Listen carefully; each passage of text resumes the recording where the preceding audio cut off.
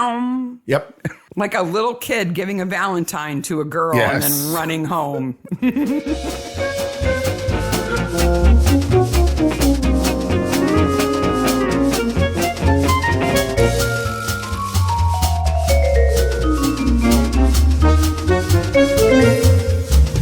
Hey, Maniacs. Hey, Maniacs.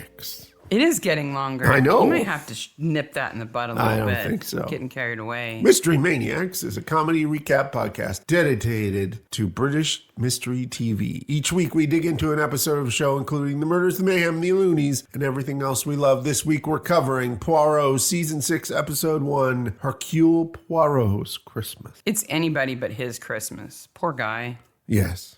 He really doesn't get a Christmas. I'm Mark. I'm Sarah. And this is a spoiler podcast, so you should have watched the episode already. We're going to ruin it. We're even going to tell you what that sound is. Yeah, it's not what it actually is anyway. If you let your kids fight over diamonds on the veldt, they can certainly listen to this podcast. Those guys just like scratch at dirt and hope to find a diamond. It seems like a very ineffective way of mining. Well, mostly it's exploitation of people that they do. It's just the two of them, though. Yeah, sort of. Yeah. But before we dive in to Poirot, yes, we got a few things to talk about. Okay. First of all, you people are lovely. Well, yeah, we knew that. Why do we know that even now? more so. I don't even know if she's a listener, but somebody posted on the Reddit group about having a very bad, terrible day. On the Midsummer Reddit. Yep. Yeah. And it was a no good, awful, terrible, bad day. And got nothing but love. That's awesome. And support back. Reddit can be kind of hit or miss sometimes, depending on, I don't know, how nasty people are or how they misinterpret what you say. I opened a whole can of worms by showing a picture of an old cast iron enameled pot the other day. So, you know, you never know. Or it can be like super quiet. Like the Jonathan Creek group is like dead quiet. It's just crickets over there. Wow, they upvote our video or audio. So that poster posted about a really bad day, and everybody on the Midsummer subreddit was like so supportive and kind, and that's why we like Midsummer so much. It's because that's the kind of people who watch it. Yep, and so we just wanted to say once again, you people are lovely. Now we would like to say you people are horrible. We announced that we wanted to crowdsource the holiday song this year. And speaking of crickets, you people have not stepped up. No. You know? Nope. I mean, maybe you're trying to tell us that you don't want to hear us sing, which, okay, I guess. That kind of hurts my feelings. I've been taking singing lessons almost a year. You have, every week. Yep. One person has sent us a chorus from a well-known Christmas song that has been parodied to talk about a mystery. One person. Jackie, you are the maniac of the week. Send us emails. Yes. I have a number of social media accounts. Yeah. I cannot keep them all straight. Don't send it to us on Instagram or somewhere else. Send it to us via email on mysterymaniacspodcast@gmail.com. That's where you send it. With a subject line that says like holiday song or lyrics or Christmas song or something. If you send it somewhere else, please just resend it via email. Please send us lyrics. It makes my life so much easier. It's crazy busy with the new Midsummers coming out, and we're barely keeping up. And we really need your help. The next 2 weeks include a comic book convention, 2 episodes, 2 minis, the return of Midsummer Maniacs. Mm-hmm. Plus, you know, we have to work in there. Our children are doing exams. It's just crazy town. Yeah. So participate. We know you guys are funny. Yeah. We know you're creative. Yes. Send us some lyrics. We want to sing them. In addition to some wonderful lyrics, we're also super busy because there's so much other content coming out right now. Mm-hmm. And Sarah has some recommendations. Yes. Welcome to Sarah's recommendation corner for this week. Because I nom all the media all the time. Yes. If people get killed in it, I'm like, I'm all about that. Let me watch it, listen to it, I read think people think that we're total media junkies, and we watch maybe 2 or 3 hours of television a day. And most of that's hockey right now. Yeah, most of it's hockey right now. By the way, the Leafs 15-5-5. Just saying. Yay. So this week, a little TV to recommend. On Amazon Prime, the Three Pines mysteries have come out. Yep. These are based on the Louise Penny books. They're set in Quebec. The books are amazing. That's Inspector Gamache. And Alfred Molina is playing Gamache in this new series. Yep. We watched the first 2 episodes, the parts 1 and 2 of Whiteout, which is based on the second book called A Fatal Grace. And it was great. I think, first of all, it was the most Canadian thing without being the most Canadian thing ever. The murder happens during a curling match. Yes. It's very well done. They got the character of...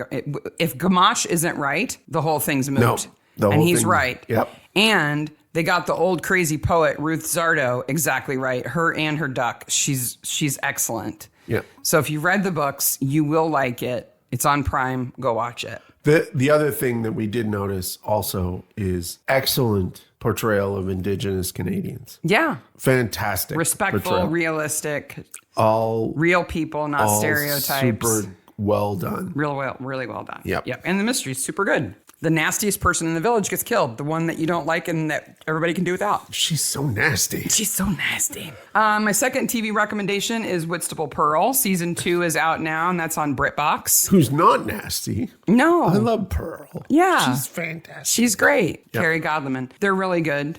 We've watched 3? Two? 2? All the ones that were available. Yes, we've watched. we watched 2. If you like season 1, you'll like season 2.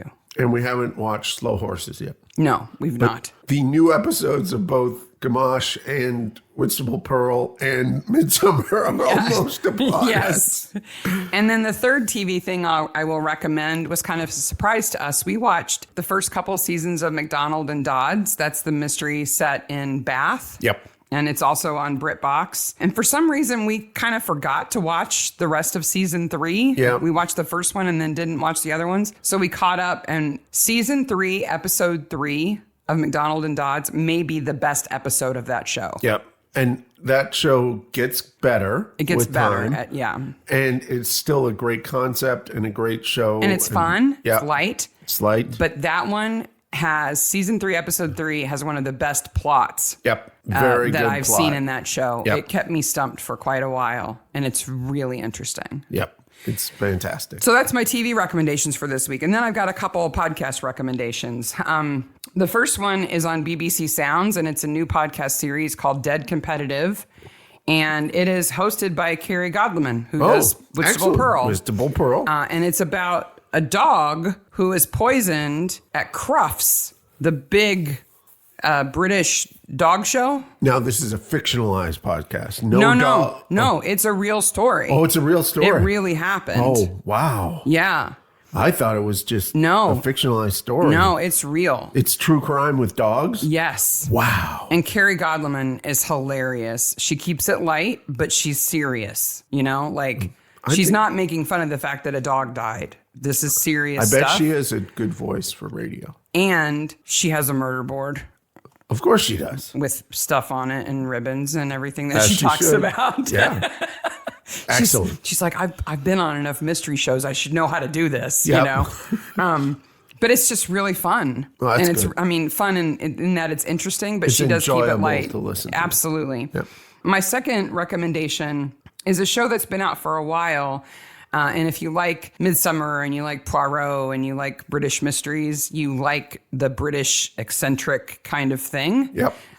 It's a podcast called The English Eccentric, and it's hosted by a guy named E.O. Higgins. Yeah, I've listened to a couple of these. They're only about 20 minutes long. Yep. They come out once a week, and they are awesome. It should be British weirdos. Yes. That's what it should be. It's called. about a real historical figure that was super eccentric and strange. Yep. And he does a great job of profiling them. They're really fun to listen to. I highly recommend. Excellent. And then the third podcast I have to recommend is more along the kind of paranormal bent, but also historical. It's called One Strange Thing. Okay. And it's hosted by Laura Norton. And what she does is she goes back into historical newspapers and finds stories from local small newspapers about something weird that happened Oh, that's super interesting. and explains it. I've been listening to it for a long time. But it's like, and all of that is kind of normal. And I mean, it's weird, but it's kind of normal, except for one strange thing. And then she explains the one strange thing about the story and what happened. Yeah. but they're all true and from that sounds small good. local newspapers. They're really fun. Sounds cool. So that's Dead Competitive on BBC Sounds. I think it will be out on other podcast players soon. I don't know if it's there yet. But BBC Sounds is free, and you can listen to most of the content from anywhere in the world. And then The English Eccentric, which is everywhere that you want to listen to it, and One Strange Thing, which is also available all over the place. So just to recap, we are insanely busy. You need to provide us some lyrics. Please help. Midsummer Maniacs is on the verge of returning. Yes. Are you ready to talk about Poirot? UK broadcast date, the 1st of January, 1995. This is a New Year's Day kind of thing. Mm-hmm. Directed by Edward Bennett and written by Clive Exton, who's written a bazillion of these things. Yes. So. And here... Turn on the garometer. I put this knife on the garometer. Yes. But it's kind of obvious, isn't it? Yeah. Because Simeon Lee gets his throat slit with a knife. The Spanish woman gets bonked on the head. Yeah. But it's not shown at all. And she's not killed. No. So it doesn't Though count. she broke her clavicle. That's her collarbone, right? Yeah. That sounds painful. Yeah. It's She one would of be those in a things lot more pain than It's hard she to is. fix, I would think. Yes. Yeah, but it is knife, but there's not a lot of blood. When we see Simeon Lee at the morgue, it's just like a line on his throat. Yeah. It's the cleanest cut I've ever seen. Yeah. From a knife that was hanging on a wall that was probably super dull. It's a decorative knife. It's a decorative. There's a lot of decorations to talk about. Oh my gosh, there's so much. There's so much. But first we have to go back in time to 1896. 1896 in South Africa in the veldt, which is all filmed completely indoors. Oh, well, yeah. It's on a stage set, right? Like on a sound stage set. They brought in a whole bunch of dirt. Yep. And these two guys get to dig at it. Yep. It'll take me 4 days to get to Pretoria. So I did some looking, and they're in the wrong spot. They should have went to Johannesburg, not Pretoria. Oh, based on where they are. A 4-day horse ride from Pretoria. There's no diamond mines? No, there would have been. Just Johannesburg's closer. Oh, I see. So from where they are, so that it would have been even if they weren't going to end up in Johannesburg, you would go to Johannesburg and take the train, I'm sure, to Pretoria. Oh, I see. So the horse ride would have been shorter. I know more about the geography of South Africa than I ever wanted to know. Well, Simeon Lee is a jerk. Yes. He was probably a jerk as a baby. Yes. He was probably a toddler who threw things at you. Now, hold on. He doesn't become a jerk in old age. He's a jerk from the beginning. He is horrific. I'm not challenging that. Yeah. But the first thing he tells you is, I am horrific. Right. Okay? So if you expect any different from him, you are lying to yourself. Yeah. He is not a nice person. No, but he does lie to Garrett, his mining partner. He does lie to Garrett. And kills him. Yeah, okay. But I'm almost going to say that the people who think they're good people in this episode are almost worse than Simeon. Wow. Because Simeon is horrific, but he is like, I loved it all. I'm a bad guy and I'm not sorry. He owns every single little part of it. I cheated, I lied, I killed people. That's easy to do when you're rich and in charge of everybody. Granted, okay? But his son, especially the politician, is just horrific too and thinks he's a good person. Well, it's his eyebrows. I'm like, wow. He's being manipulated by his giant eyebrows. Does every MP have to have big bushy eyebrows like that? Is it a requirement? I think so. Like even the women MPs have big eyebrows now. So this is always the episode that everybody starts with, oh, this is the Port Weinstein one. So Simeon gets shot by his partner after he stabs him. And he gets lost in the veldt. And gets rescued by Stella Dissector. Yeah, I think that's her name. It's Dutch. Yeah. I don't think she's Dissector, but Dissector or something. I don't know.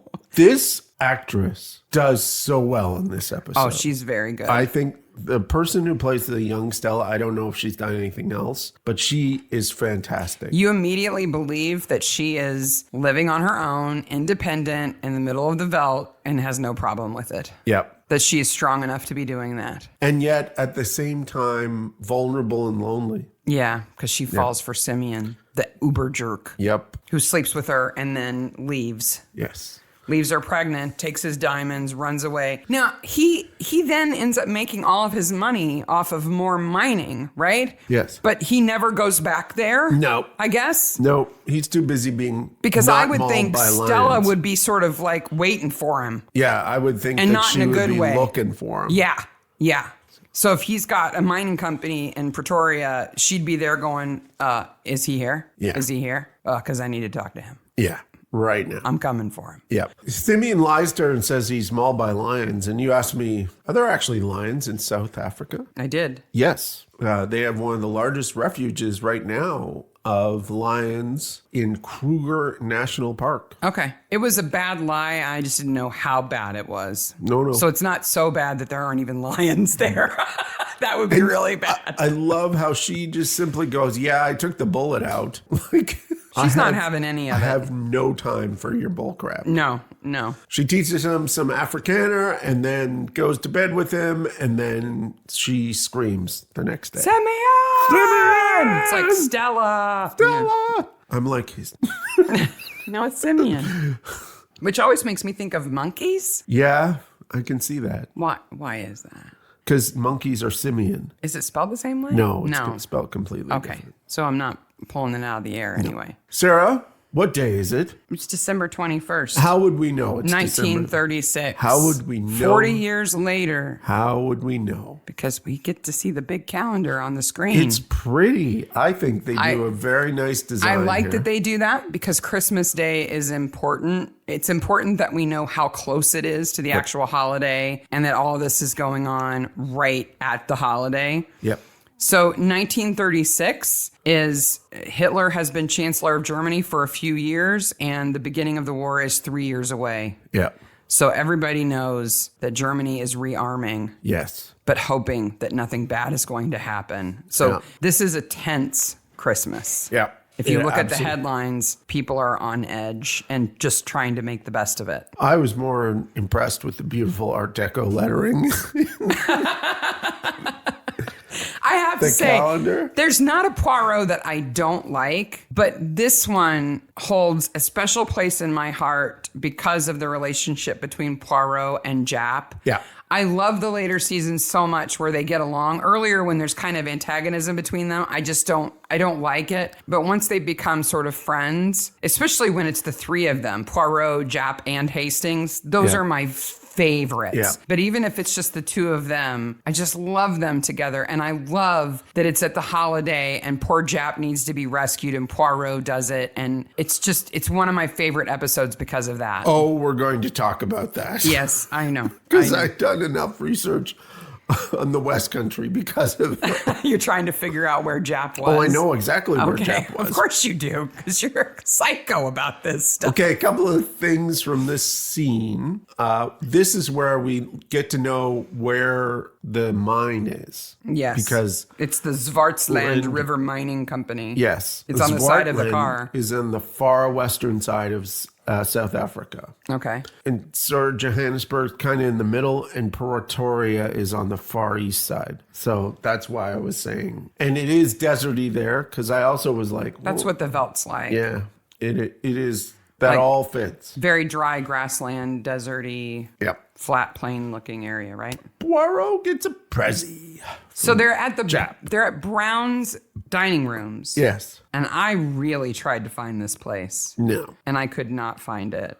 Japp says it's his last decent meal before he goes to Wales. Welsh people make decent food. Yeah, but maybe not Mrs. Japp's family. My number one note, the very beginning of this episode, right after, boy, this is long, because this is a long episode, is, do we get to meet Mrs. Japp here? Mrs. James Japp. Yeah. Jimmy Japp. Emily is her name. Yep. I think she's the one playing the piano. I think she's the one playing the piano. But yeah, Japp gives him a present and says, think of me on Christmas morning when you open this. And then takes off like a bullet. Yep. Like a little kid giving a Valentine to a girl and then running home. But Poirot's going to go home and he's going to enjoy his Christmas. But before that, we have Simeon and his giant snake. Wow. I mean, the whole house is full of taxidermy, which you kind of expect since he spent time in Africa. That's kind of the trope. But in his room, which is more than a bedroom, right? He's got a fireplace and tables and a desk, and it's his sitting room and his bedroom. Next to his desk is some kind of constrictor, like a boa, like a 20-foot long snake that has been taxidermied.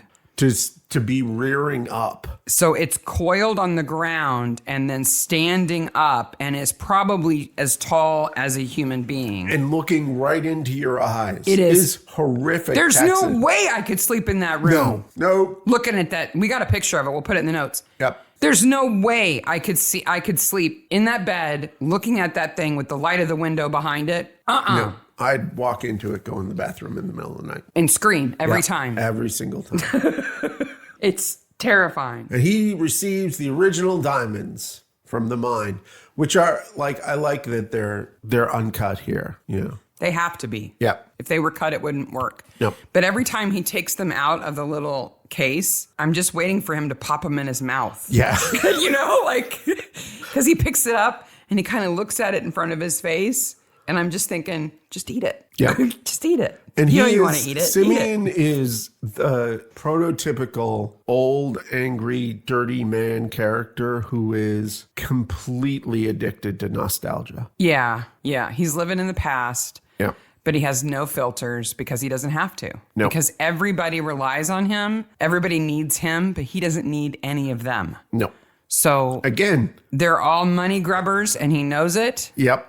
Except Lydia. Yeah. Well, we'll get to Lydia, the nicest person in this episode. Mm-hmm. So Poirot's making dinner all by himself. He sets his table. He's ready to eat, but he puts his hand delicately on the rad. And it's cold. It's cold. So he's made a roasted duck breast. Yep. And he's putting all the seasonings on it and setting out his table, and he's got his wine and everything else. If you had an evening to yourself where you needed to make a meal for yourself and you thought, I'm going to treat myself, I'm going to cook something that I like and sit down and eat something special, what would it be? What would your Poirot meal be? I have a favorite thing right now that I eat a lot of that I just love. I love the way it tastes. And I love making it, which is mojito chicken. So it's kind of a Mexican chicken and rice and vegetables dinner. The lime garlic marinade. That's what you would make for yourself? That would be your special, I'm the only one who likes this, so I'll make it for myself dinner. I just like it. It is good. I'm not saying it's not good, but you wouldn't make something. I wouldn't put on a smoking jacket like the one he puts on.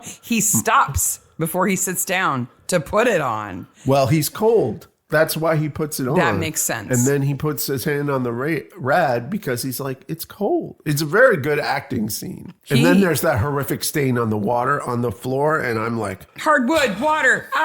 Somebody's going to have to clean that up. So my meal, I do this quite often because you travel a little bit. Yeah. I hardly ever go anywhere. So I sometimes have to make a meal just for myself. And I think, I'm not just going to eat soup out of a can or something. I'm going to treat myself. Mine is so less classy than his is. I always make salmon patties and cream peas and macaroni and cheese from a box. True. That is my, I don't care if nobody else likes it. That's what I'm going to eat. It's canned salmon with eggs and crushed saltine crackers made into patties and fried. You like what you like, man. I like what I like. Nobody else likes it. Nobody in our family likes it. No one else in the family It is likes my nostalgic. My mom used to make this meal. And if I was in Poirot's situation, that's what I would be having. And not with a little bit of port. I don't think I wouldn't go with salmon patties. So Poirot's boiler's broken. Yes, it is I, Hercule Poirot, who speaks. And I'm like... And he answers the phone. But I can't believe there's not a plumber who wants to make some overtime who would come and fix the Whitehaven Mansion's boiler on the 21st. It's only the 21st. It's not even Christmas Eve. Then out of nowhere, Simeon calls. Wait a minute. Poirot's the manager of the apartment complex. His name's like Mr. Dix or something. Yes. Isn't it? Yes. He just triple clicks the receiver to get him. The apartment manager must love him. You can only imagine. He gets calls from Miss Lemon all the time. Beautiful phone. Yeah. Yeah. So Simeon calls and he says, I needed a detective to come to my house for Christmas. And Poirot's like, no. And he's like, don't you say no. Hear me out. Do you have central heating? Yes. Okay. I'm on my way. I'll be there. Like, that's all it takes. Yep. I think I would take a bit more convincing. It's just, I love this episode, but I feel bad for Poirot the whole time he's in the house. Before he the warms murder. his butt on the fire. I know. He's such an outlier in the family. He's just an observer, but he's stuck there with them. Yeah. You know? And I just think it would feel so awkward. It would, but he's warm. Yeah, he's warming his tush. And I love that Harry and Pilar are making fun of him at the train station because they don't know he's coming with them. We'll get there. So much to cover in this episode, including some wonderful three ship singing. Yes. I love that carol. You do? It makes no sense at all. Like it is out of time in so many ways. Like I saw three ships come sailing. Yeah, because Christ appears in one of the ships at the end of stanza 3 or something. Oh. Yeah, it's a weird British. Jesus on a boat. Yep, Jesus on a boat. The dark lady arrives. And everybody immediately goes, oh, it's her. Yeah. Like, there's no mystery here. She's going to the bull. Poirot's on GWR, and he's drinking some brown Windsor soup. The Great Western Railway. Yep. I tried so hard to find a menu from the 1930s first-class dining car of the Great Western Railway. I looked in the British National Archives. I looked on really niche railway enthusiast websites. I looked all over the place, and I was unable to find that menu. Brown Windsor soup is not listed on the menu shown, but we do not see the second side. I love that the waiter just says, well, it's soup, and it's brown. Now, it's from Windsor. I looked at a number of brown Windsor soup recipes. It's kind of generic brothy stuff, right? It's almost a joke. Well, no, it was a favorite of Queen Victoria. And like a lot of it is like, you can have this kind of meat or this kind of meat or this kind of meat in it, but it's all optional. Like, so there's no one standard. Yeah, there's no one standard. I did find one source that said that people had looked for brown Windsor soup on those menus and never found it. Yeah. But I wanted to know what else would have been there. Because the dinners are always way fancier than you expect them to be on a train. Yeah. It's amazing what they were able to make on a train. Yeah, absolutely. Who knows if it was good. And now you have to pay like $3 for a bottle of fizzy water when you're on a train. We're introduced to Pilar and Harry. And Harry. The wayward son. I think he's the middle son, don't you? And I wish, okay, this episode could be subtitled, Men Are Scum and Women Kind of Mostly Are. Okay, Harry is scum. Especially if you cross them. Okay. He is gross when he thinks Pilar is his niece, and worse when he knows she's not. Yeah. And he also says, there are guys after me for money. Surprise. Yeah. He's blech. But, we shouldn't be surprised. They were raised by Simeon. Yes. It's not like, apparently their mother was a fine woman, but she married him, so she wasn't perfect. Yeah. Why would she have married him? He's awful. Yeah, the death of the daughter and the death of the mother, I wish they'd went into it more. Just a little. Yeah. Just a couple of facts would have been nice. Yep. They don't know I'm coming. That's so British, cozy murder. Yeah. Surprise, I'm here for the holiday. Surprise, returning son or daughter. It's and only a family of this kind of wealth can accommodate that. If somebody showed up at our house who we hadn't seen for a while and was like, surprise, I'm here for Christmas, we'd be like, go find a hotel room. Yeah. See you later. There's lots of hotels. We haven't planned for you. Goodbye. Yes. You should have let us know. Well, but there's a giant pile. I know, that's what I mean. Only a family of this wealth and a house this size can accommodate surprise visitors, though he's not really a surprise. Simeon knows he's coming. Yes. So then we're introduced to George and Magdalena. Mm-hmm. And though Magdalena is in her stockings and underwear, I'm more interested in what she's reading.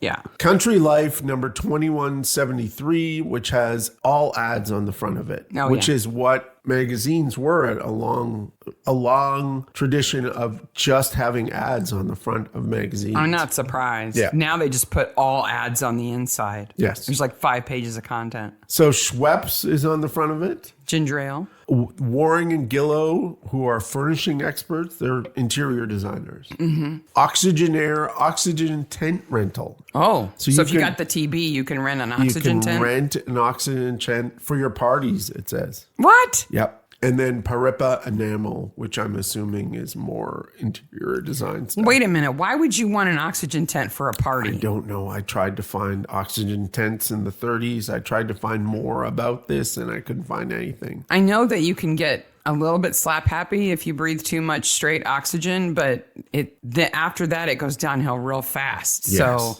it's not like laughing gas parties. And Magdalena, though, is a reprehensible human being. Oh, she's just as much of a scam artist as everybody else in this family. George is a member of parliament and a horrible human being who makes excuses for his father. Both of the sons do this, and it drives me insane. Because they can't accept that he's horrible and say, he's horrible. If he was anyone else, I wouldn't have anything to do with him, but I have to. Not because I love him, but because I need his money. Yeah. He's an MP who lives on an allowance from his dad. Yeah. That's shameful. And again, these are almost worse people because Simeon is the first person to say, I'm horrible. Yeah, that's true. They're pretending not to be horrible. Yeah. If anyone said to me, but certainly my wife said to me that this person makes me uncomfortable, well, we're just never going to see that person again. Yeah. Yeah. There's allowances for age and health. I'm old. Yeah. I mean, unless they have Alzheimer's or another mental illness that might make them speak out of turn and say things that are surprising, that can make you uncomfortable, but you make allowances for it because they don't mean it. Simeon is not out of his mind. Yes. He is absolutely aware of what he's doing. So if he makes Magdalena uncomfortable when no one else is around, he does it on purpose. He makes Lydia uncomfortable in front of her husband, his son. Oh, it's just gross. He's gross. He's gross. And I'm just saying he's upfront about his grossness and they are not. You just said you were offended by people making excuses for him and you're defending his grossness. Well, he does an unpardonable sin to me, and it may not seem as an unpardonable sin to you. The man wears slippers and socks, and that's... He's old, his feet are cold. I don't care. Slippers and socks that's like people who sleep in socks. Ugh. Some people like that. Ugh. Ugh. So Simeon's family, he has 4 kids. Yes.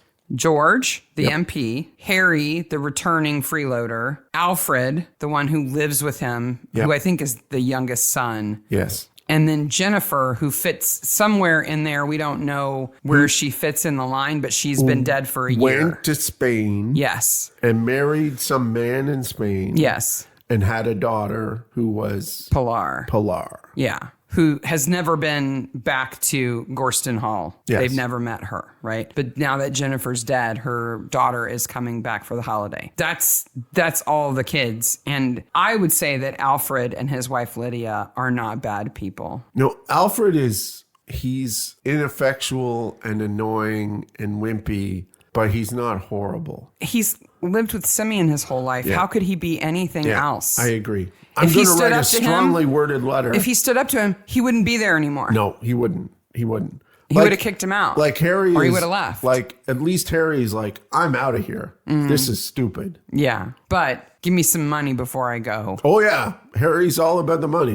And then Simeon totally trolls them by all my children will be here. Yeah.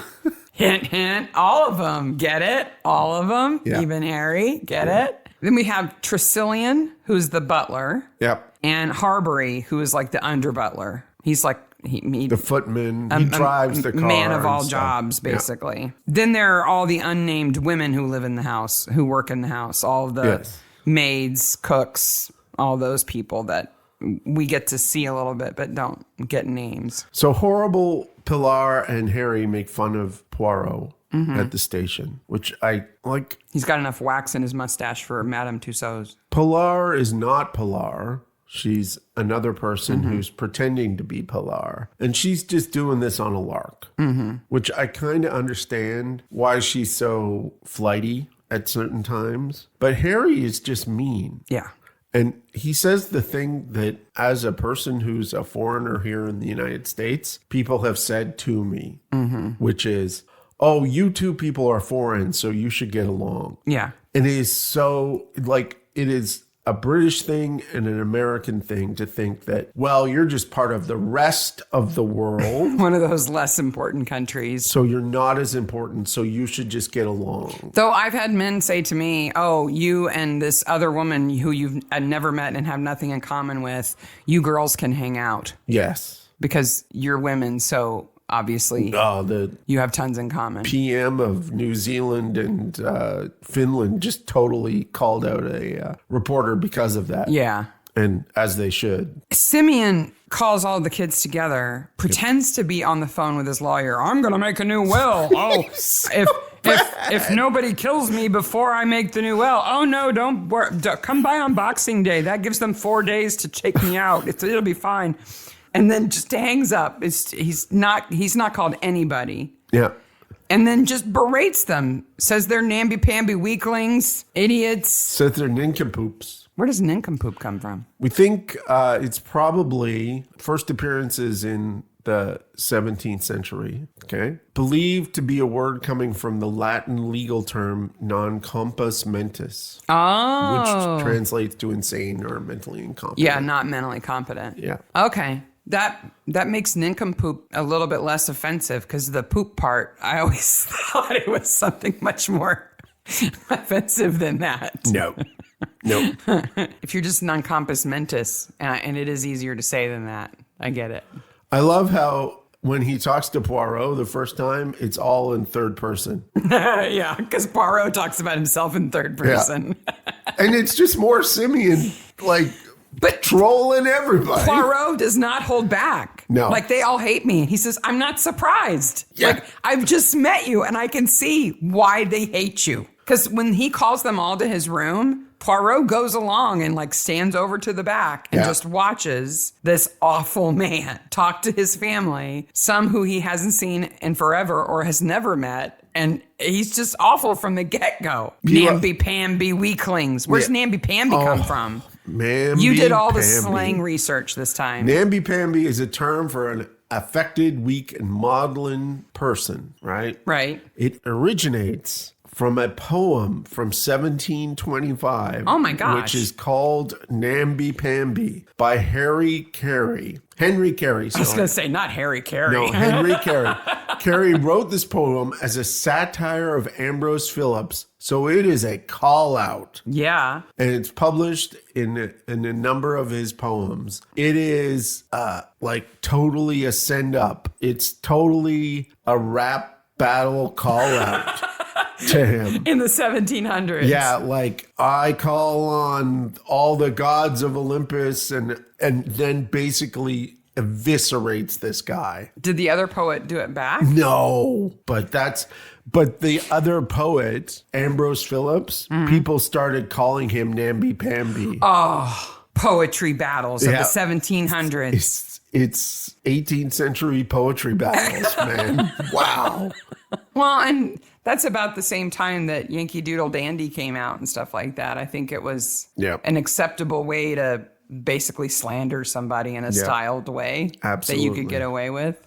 So that's where namby-pamby comes from, which is basically the equivalent of pansy, right? Yeah. Which is offensive too. Franco was on the right side. No, he wasn't.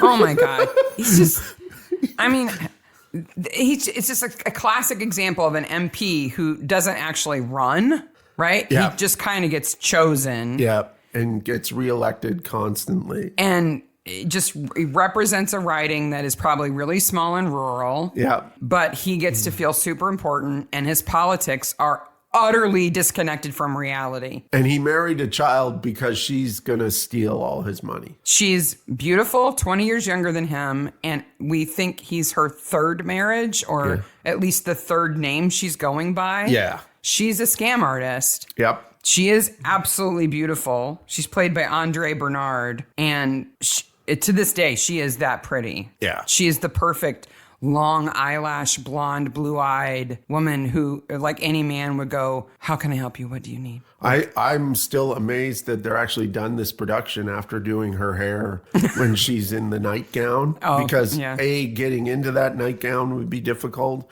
And B, that hair is just like crazy. That's her hair down. Yeah. That's what it would look like when she was sleeping. Yeah, exactly. And it's better than any hairdo I've ever had. Then the killer shows up. Yes. Superintendent Sudgeon. Sudgeon. Does he look 40 to you? Yeah. No. He looks about 28. I think a big mustache adds 10 years. No. Well, how can you tell him from Simeon? They look exactly alike. We'll get there. He's collecting for the police orphanage. Why are police running orphanages? Oh, no, they raise money for charities. Okay. They fund the charity. But he's not. Simeon has called him and said, be here at this time. Yeah. Mostly, I think, because he just wants to troll his family. Like, everything he does is to mess with them. I just noticed in my notes that every time I refer to Poirot, I refer to him in the third person with name, verb. Poirot eats. Poirot rushes. It's as if Poirot took the notes. Yeah. So he shows up, goes up to Simeon's rooms, and then leaves pretty quickly. Right? And then everybody has the worst dinner ever. Oh, my gosh. We get to see Simeon's portrait, which is the most impressive prop of this entire episode. Yes. It is incredible. It's super good painting. It looks like him, but younger. It's painted in the right style, and it's so huge. And I don't know anything about the actor that played Simeon, but he obviously worked in the industry for years and years and years. I bet he has a long IMDb page. Oh, his name is Vermin Dopchev. Yeah. And yes, he does. He's been in everything. And so, like we've noticed before, people who are in everything, especially in England, are like the nicest people in the world. Yeah. So I'm sure that he just absolutely loved it. I hope they gave it to him after the production was over. I hope so, that would too. be such a good conversation piece to have in your house. Absolutely. Look, it's me as a time traveler. I also noticed, especially at this point, so this episode is in 4:3, even though it's been updated to the new HD version of Poirot's. They didn't make it 16:9. Yeah, it's still square. Sorry, we're in Finland here. Greenland. It feels so claustrophobic, that 4:3. Because it's narrow. Yeah, it's super narrow. So at the end of the incredibly awkward dinner, yes, the ladies go off to the lounge. Well, ladies, let's go off and do lady things. That's what they did. Yes. The ladies went to the lounge. Yep. And Harry and Alfred stay at the table with their port or whatever. And the biggest wheel of cheese I have ever seen. Giant wheel of cheese. It's like 10 inches across. Poirot eats cheese. And apparently you eat it by just digging a knife right into the middle of it. Just right into the middle of it. It's so excessive. You don't slice it. No. Don't do anything that might preserve the rest of the cheese. Just dig into it from the top. Right in the middle. And then crack a whole bunch of nuts. You see how many shells Harry has on his plate? He's walnut crazy. He's like a squirrel over there. He's got big cheese. Those guys are going to come get my money. He's not actually chewing them. He's just shoving them in his face for later. He's just going to keep for them. winter. I have some cheese in this side and some nuts in that side, Like, I just cannot believe how big that wheel of cheese is, and they just dig into the middle of it. Maybe they should use that to try to open the door instead of bench battering ram.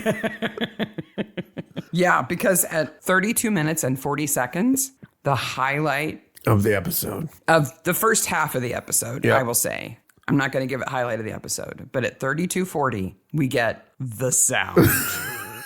The sound that is better than Barnaby's rally car. Yep. Okay? Better than fart car. It is indescribable. You cannot imitate it. It is a pig dying.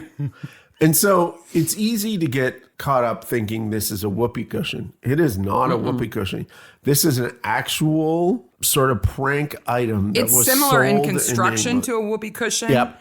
But a whoopee cushion has a nozzle on the end that is Flappy. It's unrolled. Yes. Like if you unrolled a balloon completely and then pressed it flat. So Yes. so it's like lips, like a right? But this thing, the dying pig, is not made like that. Not made like that. No. It has a really like an oval body to it that's round. It's not flat. And it has a longer neck that is thicker than the rest of the balloon. Yep. And then it has a peg that you put in the end of it. So you don't tie it in a knot or hold it. You put a peg in it. So when you use it, the way you're supposed to use it is you put the peg in it and then you squeeze it and it shoots the peg out and then it makes that horrible sound. Parents must have hated these things. Oh my gosh. This is in the long line of toys that you buy other children. Can you imagine if your kid had one of these and kept blowing it up and setting it off? Oh. Why in the world do they think Simeon could make that sound?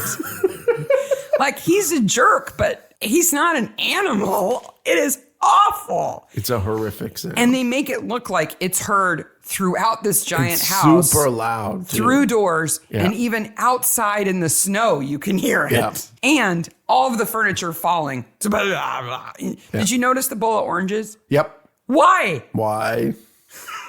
He gets a little artistic in his pile of furniture. Yes. It reminds me of like a bad video game where you have to like stack and balance stuff and it can't fall over, you know? And then put a string around it. Tie one end of that to a peg on a dying pig. You know? It's so Rube Goldberg almost. Yeah. If it had gone wrong, it would have been a real mystery. Okay, Simeon's dead and all the furniture has been piled up. Ghosts. It's a poltergeist, right? Yep. It has to be a poltergeist. If he pulled the string and it just slipped out and nothing happened. The balloon goes out the window. Yeah. The balloon flies around, goes into the fire, burns, and then there's just a pile of furniture and a dead guy. It would be so weird. So weird. It'd probably be a bigger mystery. The whole thing is, okay, first of all, he's not 40. Second of all, how on earth does you, like, that is the long con when you become superintendent of the police in the same area where you're. Like, that is the longest con ever. He and his mother are really dedicated. But most of all, if he had just left at this point and picked up mom and went to London for Christmas, nobody would know anything. No. Nope. But not only does he pull this incredible locked room murder, right? Yeah. But he also purposefully gets Poirot there. Yeah. As an expert witness. Have you met Poirot? He's going to find your ass out. He is so confident that he thinks if Poirot is there and doesn't say he did it, that he's scot-free. Which is the most Simeon thing that he is. It is a very egotistical thing to do. I love that Poirot goes, no, you are like your father. Yeah. That is my favorite part of the episode because they think they're on the moral high ground. Mm-hmm. They're not. They're not. No one. Lydia is maybe on the moral high ground. All she does is make little gardens. Yes. And say, wouldn't it be nice if we shared the money? Yeah. That's what she says. And she runs the meeting after the real meeting. Yes. Like she is present and. I'm sure she's on the flower committee at the church. Oh, yeah. I'm sure Absolutely. she is. So we've talked about the dead pig. Can I talk to you about other novelty toys? Okay, the novelty toy is purchased in the store in town by the guy who sells novelties. He runs a general store, but and he's he has a novelty he's corner. Most excited by his novelty corner. He's that guy, and we have one in the family. Gotta tell you, one of our children is like this, who are always like, we should do pranks. Yes. And nobody should ever do pranks. They're not funny. They're never not funny. They're never funny. As a recipient of bad pranks, I don't like them. They may be funny to the person who pulls it for a split second. And then it's not funny But anymore. every family has one. The guy who's like, oh, whoopee cushions. Yeah. You're like, no. Yeah. I got you a box of rocks for Christmas and I wrapped it in 7 rolls of duct tape. Yeah. Yeah. Isn't that funny? No. You're awesome. Okay, 30s pranks. So what I did Novelties. was I went through a bunch of 1930-something novelty catalogs. So this begins in the 30s in magazines, and then the heyday of this is the X-ray specs in 70s comics. Yes, right? it Right? goes all the way to that. Yeah. Right? But this is the beginning where there are catalogs aimed just at boys. Yep. All of the item descriptions start out, here it is, boys, or boys, look at this. Yep. Like all of them start out that way. Okay, so you have a quiz for me? Yes. So some of these items are real novelties, Okay. prank novelties that I found in these catalogs, and some of them are some that I made up. Oh, okay. And it's up to you to decide which Okay. are real and which are fake. Okay, how many are there? There are 11. There are 11. So I'm going over under. I'm going to get 6 of these right. Okay. I think I'll get at least 6 of these right, between 6 and 8. That's what I'm going for. Between 60 and 80%. Yep. That's quite the range. You saw my transcript from my undergrad. Okay, are you ready? Yep. The first item is a snake flashlight. You press the button to turn it on, and a snake flies out instead. Okay, so this obviously is playing on the can of nuts that you open up and a snake flies out of, which is like hardcore one of these prank people things. I don't believe this is true. It's real. I'm 0 for 1, folks. The second one is an item called Horrible Nose Blower. It's a nose trumpet for under your handkerchief. I would think that's real. That is real. Okay, 1 for 1. So you'd hide it. You pretend you're going to blow your nose, and and instead you'd blow into this thing, and it would make a horrible sound and make people think that that's what it sounded like when you sneezed. Why would you do any of these? Okay, 1 for 2. The ladies love it, Mark. Oh, the ladies. Yes. The ladies. Yes. The little lady. This item is called Kissing Movies. It's a picture of 2 people on a little rubber sheet. When you stretch it, they appear to kiss. Okay, wouldn't that make them go further apart? I didn't invent this thing. Okay, but it's purely for prurient reasons, and for that reason, I'm going to say it's real, because men do silly things. It is real. Purely. Though the description says that it is proper and unlikely to offend anyone. Oh, okay. So I'm 2 for 3. Yes. All right. A fright wig with a string that makes part of it stick up when you pretend to be scared. I'm going to go that's real. It is real. Okay. 3 for 4. Wow. I'm halfway to my 6 to 8. And I had to dig past all of the so racist stuff in these Oh my catalogs. gosh. I Oh can my gosh. only imagine. How about a book of pre-typed love letters that you just sign and send? Oh, I know such things did exist. I think at one point they were called, what's his name with the big nose? Cyrano? Cyrano letters. I'm going to go real. No, that's fake. That's fake? Yeah. All the ones I could find were actually pranky letters. They started out looking like romantic, and then the end of it, there was a twist that was supposed to go, ha ha. Again, not funny. No, not funny. So where am I at? You've got 3 right and 2 wrong. 3 of 5. A magic slingshot guaranteed to always hit the bullseye. That's not real, because they're not called slingshots. They're called catapults. Well, it is real. Oh. Apparently, you could shoot it even facing the opposite direction. Much like the 6-foot-long nuclear sub that you could order from comic books, I don't think that's real. But it's a real ad. It's a real product. It's a real Whether product. it actually did what it says, I don't know. X-ray specs, man. So you got that one wrong. Yep. Now you're 3 for 3. 3 for 3. A miniature one-shot pistol tie pin. This has all sorts of goodness. Like, this is gun, this is miniature, this is tie pin. I'm going to go real. No, it's fake. Oh. But I was amazed at how many actual guns there are in these catalogs. Absolutely. Tons of guns. Spud guns. I remember seeing. No. I mean pistols. Yes. Like actual guns. I remember comic books advertising BB and pellet guns, too.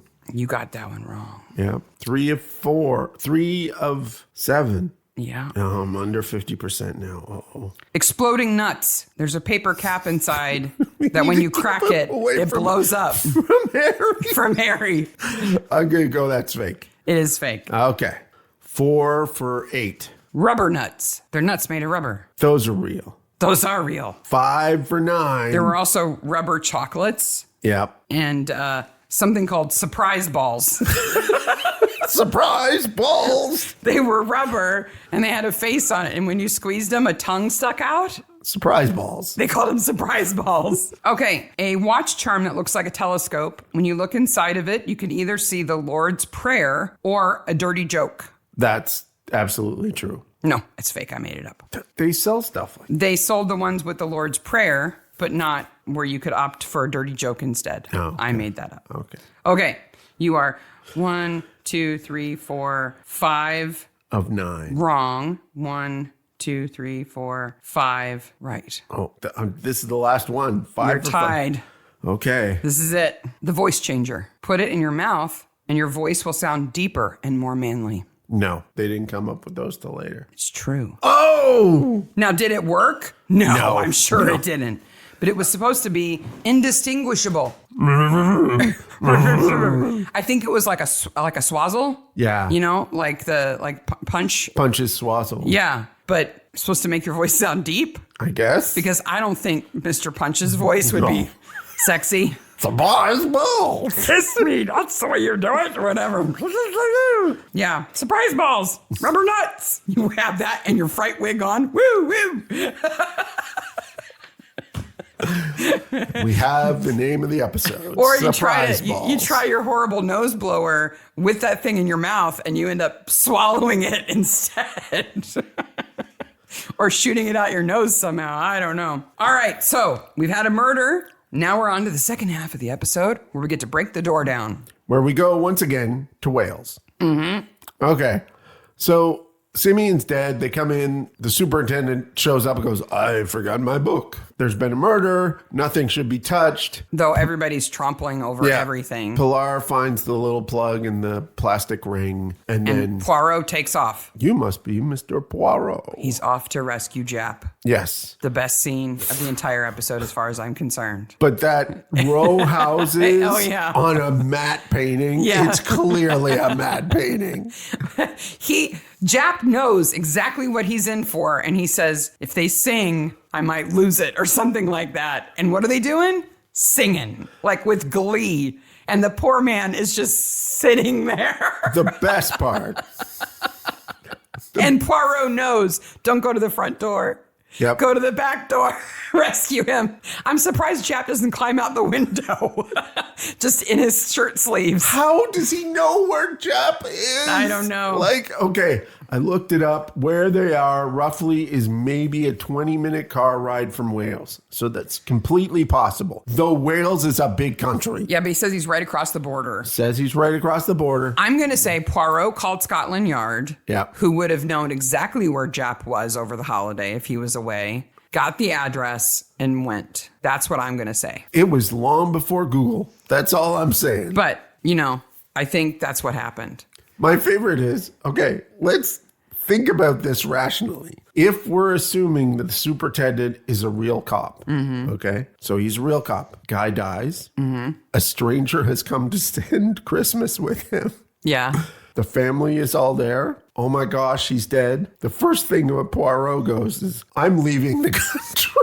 But you have to remember, Sudgeon knows exactly who Poirot is and wants Poirot there because he's a great detective. He does, but he doesn't know about Japp. And so Poirot just takes off away. Because Sudgeon is going to call Scotland Yard anyway, and Poirot says, I'm on it. Don't worry. A Scotland Yard detective is closer than you think. I'll go get him. All I'm saying is it would look a little suspect. If Sudgeon wasn't the murderer, I would agree. If he was just a village cop, I would agree. But he's not. By the way, I'm leaving the crime scene. And then how happy Japp is in the car. Oh, the car. He looks like a little kid who's been rescued from his grandmother's boring house or something. It's just the best. It's the best. I have a screenshot of him with that look on his face. Philip Jackson is just a really great actor anyway. But I love that. And I really think that Emily Japp is the one playing the piano. I do. Because the other woman is way too young to be married to Japp. I agree. I've come to rescue you, mon ami. We've returned to the bull and the dark lady is playing solitaire. Yeah, in a circle. I've never seen that solitaire game. This is a game of solitaire entitled Clock Solitaire. That makes sense. So what you do is you set up the piles of cards all face down, one in the middle, and then 12 around the edge. Okay.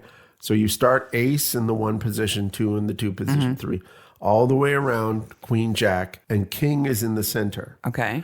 And when you play, say you flip over the center card and it's a 2, you put that face up on the 2 space and you pick up a face down card there and place it, right? And at first I was like, well, every game of this wins. Yeah. Right? Because you're really just sorting cards. Yeah. But the key is, and this is a really great game of solitaire because I wish I would have been taught this as a child, because you could teach a child this in 5 minutes. Plus it teaches them their clock as well. They have to do all of the outside ring before they get 4 kings in the middle. And most games are losers. So you pick a card that's face down from a spot, and it's a 3. You put it face up on the stack that's in the 3 position. Underneath the face down card. And take another face down card from that stack and put it where it belongs. And if you get a king from one of those stacks, you put it in the middle. And the game is to try to get around the edge. It's a game of chance, of course. Get the ones around the outside edge before you get 4 kings in the middle. Oh, so it's a race against yourself, basically. Yeah, it's a race against yourself. Gotcha. Now that I know that's interesting. Because I was like, what is that game she's playing? I thought my grandmother knew every form of solitaire, and I've never seen that one. The next thing, and I'm surprised you didn't notice this, but I double-checked this. That is clearly not Simeon on that gurney that's coming out of the building. Why not? Mostly because it's just feet. Oh. He's got kind of a beaky nose. I think that would be pretty signature. The blanket is maybe 1.5 inches above and then they just gurney. Stuck some feet at the end. Stuck some feet at the end. It's clearly not a human being. So Sudgeon claims that Simeon told him the diamonds had already been stolen. Yeah. When he met with him at 8:45 or whenever he says to come. Stolen by a stranger or someone in the family. Well, George says it's a homicidal maniac, and so do his eyebrows. It's a homicidal maniac. Of course it is, because he's a I deny, I resent that. I deny everything. That's all he does. Yep.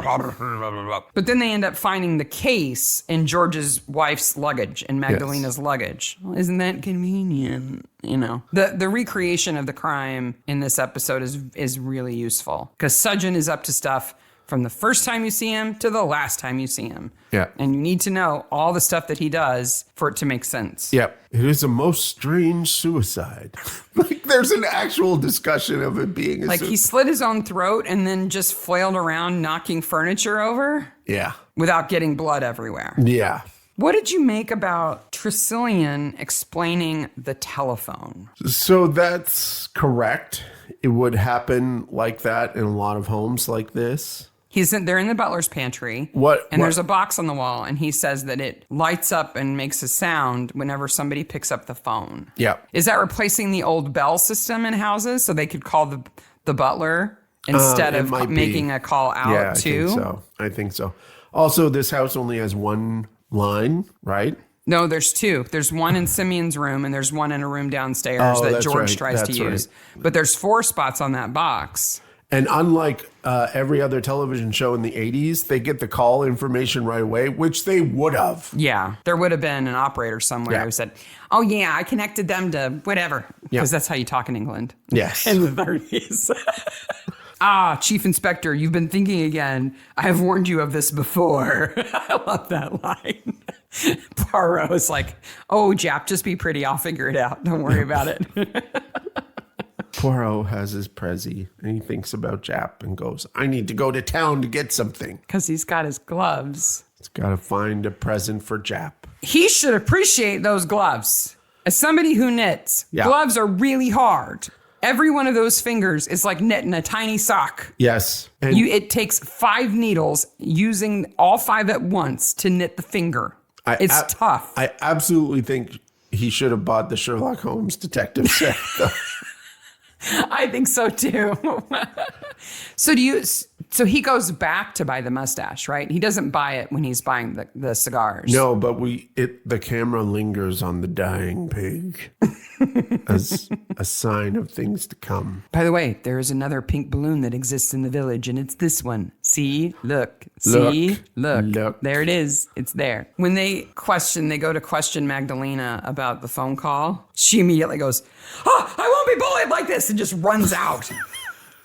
Like that's ever worked with a policeman. Anyone who raises their voice with me makes me so upset, so I'm leaving. Goodbye. And Magdalena was never charged for the murder that she committed, because she just threw a hissy and ran away. Anytime the police tried to talk to her, she just went, "Oh no!" and ran out. And they could never charge her. It's amazing. And then George is like, "Oh my gosh, you're bullying my wife." Okay, they ask her a question very politely. And you and your eyebrows need to calm down. Well, too bad Harry's worried about gripping the butt firmly. He's so inappropriate. Yes. He's very... When him and Pilar are playing I think pool, she's expected to be in her early 20s at most. Yeah. It doesn't matter. She's his niece. Yes. It's his sister's daughter. Yeah.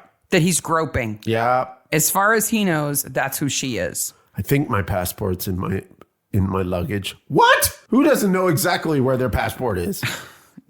When you're traveling, you really should. Now, so Japp does something weird here. When he first talks to her, he puts his finger out like he's pointing to the side. Like he's pointing across his face. And he says, "Do you understand English?" And I just thought it was such a weird choice.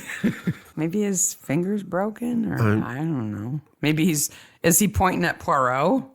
No. Are you a foreigner like he is? I'm being subtle here. That's what I'm asking. Foreign A over air day. Yeah.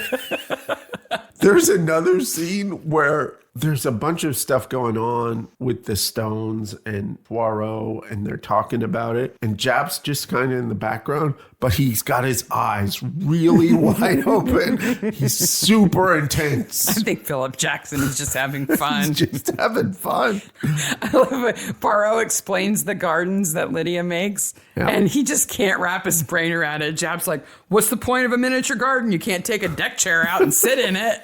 But they're art. I just imagine him putting one of them on the floor and just putting a chair over it and sitting on it. I'm sitting in the garden. It makes so much sense to me that Lydia makes those, because though she is in this big house, she would love to be anywhere else. Yeah. Right? Her brain just wants to be free. And so she makes these tiny gardens that give her that kind of escape. Yeah. I would rather be in this place, this little place. Yeah. Especially a beach covered in giant boulders made of diamond.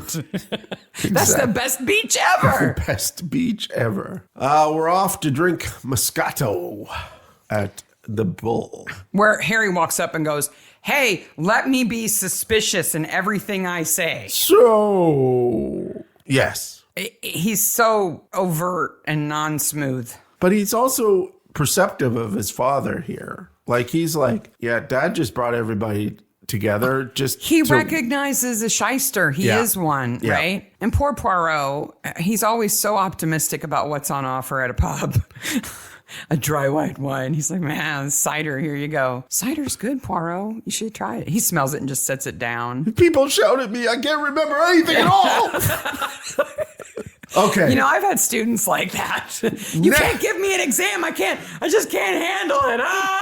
Next comes the scene that I'm screaming at the television. And it is the scene where Harry and Pilar are playing volleyball balloons beside the Christmas tree with lighted candles on it. Yeah.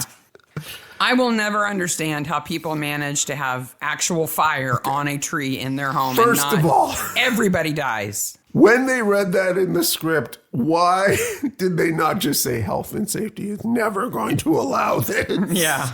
Because they are real candles on a real tree.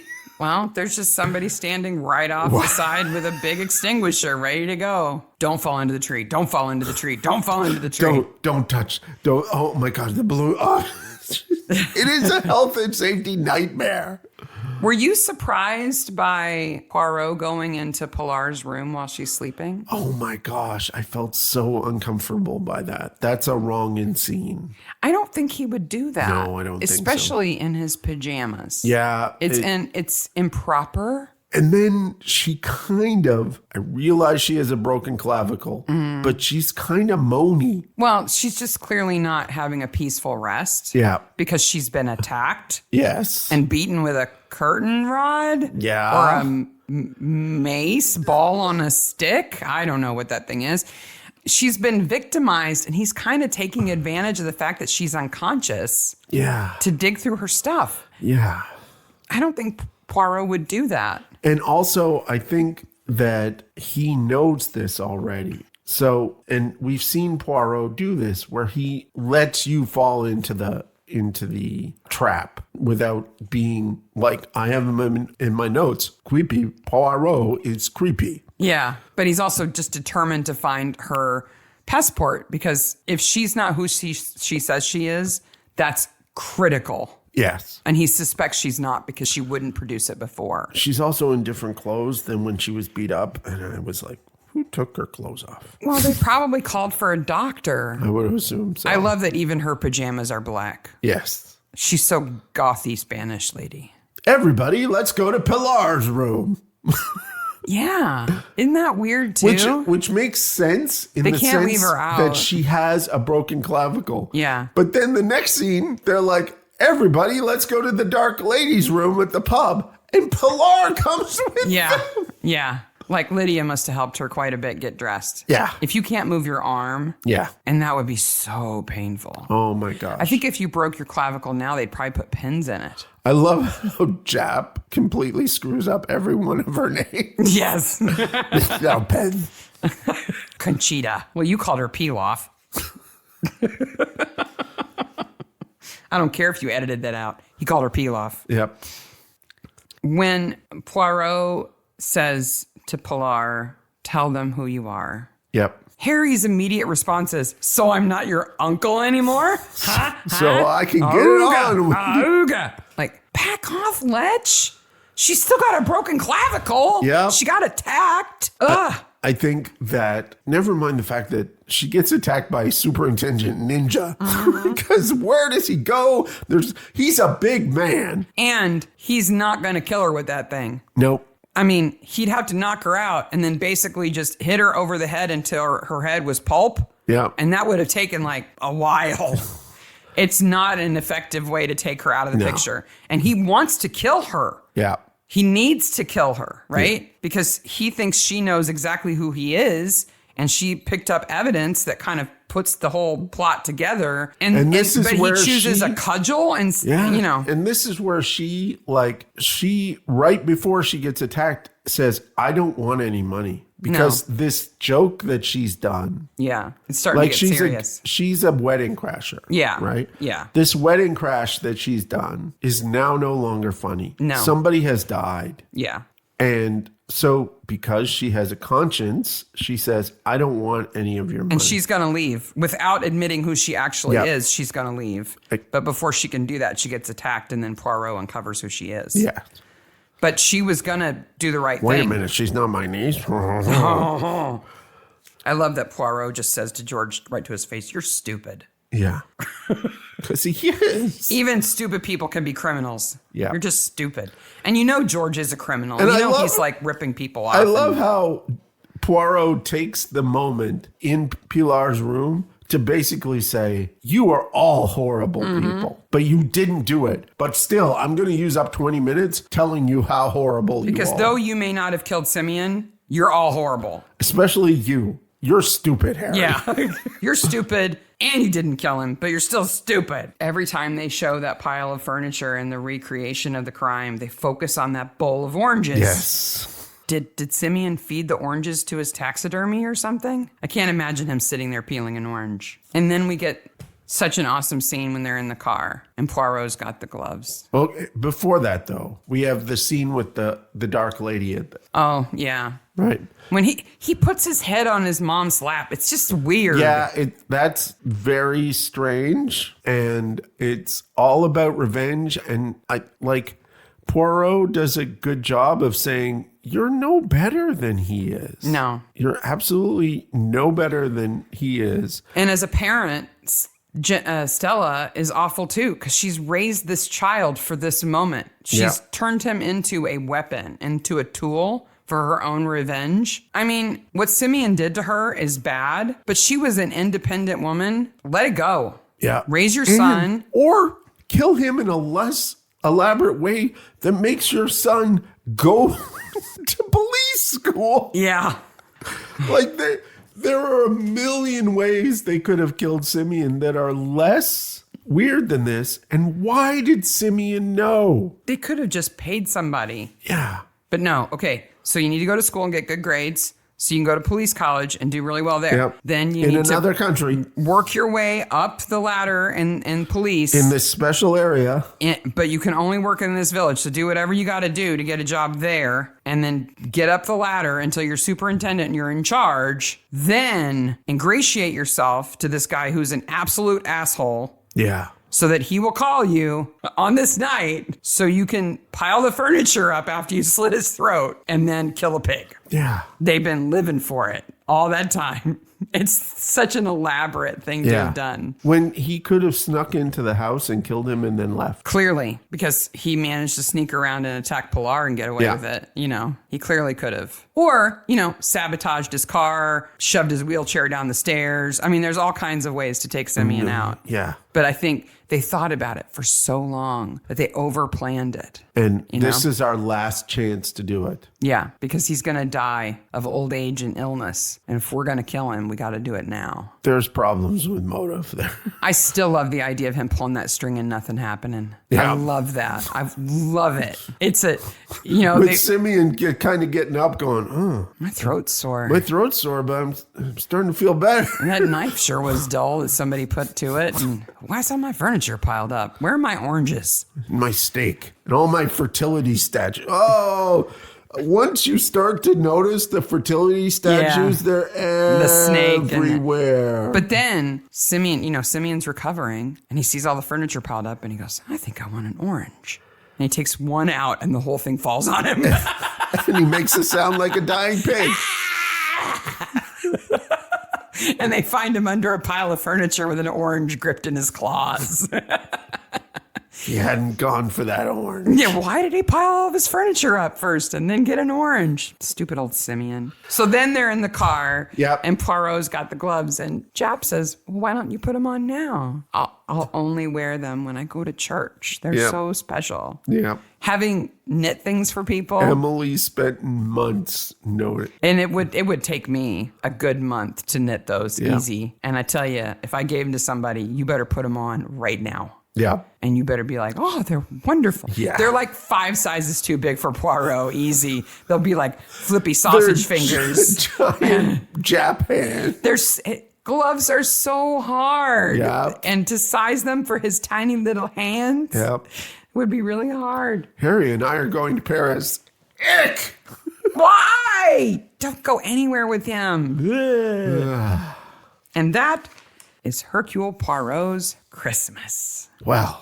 What an episode. I love it. Merry Christmas. I'm here to rescue you. It's so little Christmas. But it's not the incredibly depressing magician death of Christmas. No. Of Midsummer. No. So. But yeah, there's some happy there. I mean, Poirot and Japp are happy. Absolutely. To be honest, they did exactly what their favorite thing is over Christmas. Yeah. They solved a murder and told people they were stupid. Yep. That's true. And Poirot got to have a warm butt the whole time. Oh, I'm going to warm my little butt here.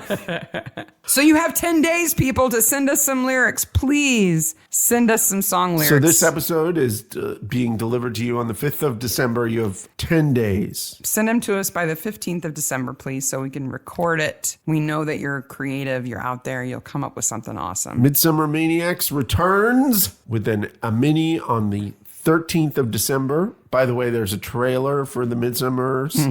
This is fantastic. That ends with drag queens, which is just great. Black Trees Prophecy, the first mini that drops on the 13th. Then on the 19th of December, we will have our Christmas song and listener's choice episodes. We'll have no new episode next week. Okay. Just the mini. Just the mini. Yeah.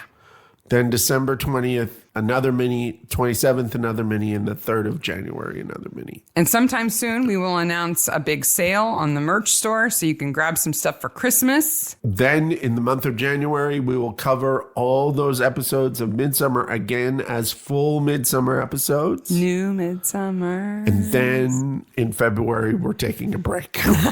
Just a little one. Just a little one. Like a week or two. It's got to be 2 weeks. I'm going to be going crazy. But before then, Midsummer.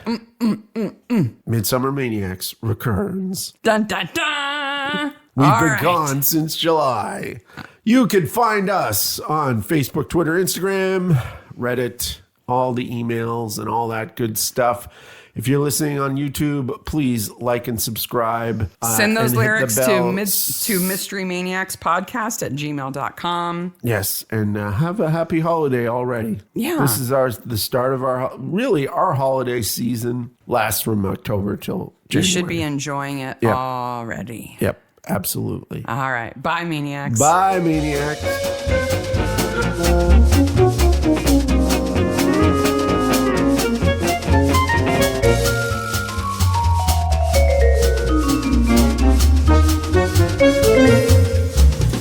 Pilaf and... Her name is not Pilaf. No, sorry. It's Pilar. Sorry, we're introduced to both.